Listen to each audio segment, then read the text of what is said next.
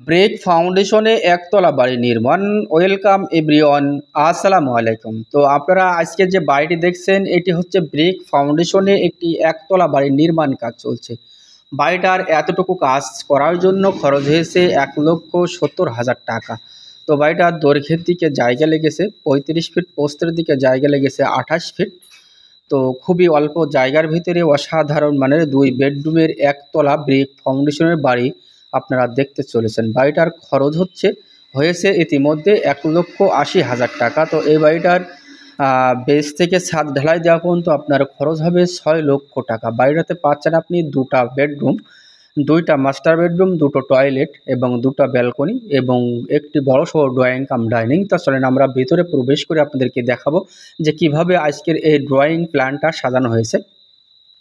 তো বিষয়টি ভিতরে প্রবেশ করে দেখলে আপনি অবশ্য বুঝতে পারবেন। আর এই বাড়িটির ফাউন্ডেশনটি করা হয়েছে সম্পূর্ণ 2 তলা ফাউন্ডেশন। তো ব্রেক ফাউন্ডেশন হয়তো আপনারা ভাবতে পারেন যে কিভাবে আপনি ব্রেক ফাউন্ডেশনে 2 তলা ফাউন্ডেশন করলেন। দেখেন, ব্রেক ফাউন্ডেশনে আপনার 2 তলা করা সম্ভব হয় যদি আপনি সেইভাবে কাজটি করতে পারেন।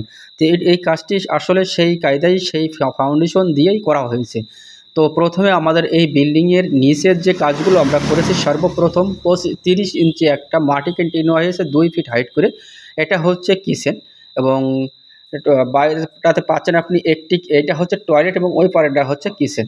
টয়লেটের সাইজটা দেওয়া হয়েছে 5 ফিট বাই 7 ফিট এবং এই দুটো হচ্ছে বেডরুম। এই বেডরুমের সাইজটি দেওয়া হয়েছে 13 feet by 12 feet, 13 feet by 12 feet এবং এই রুমের সাথে আছে একটি টয়লেট অ্যাটাচড এবং 2 রুমের সাথে 2টো ব্যালকনি।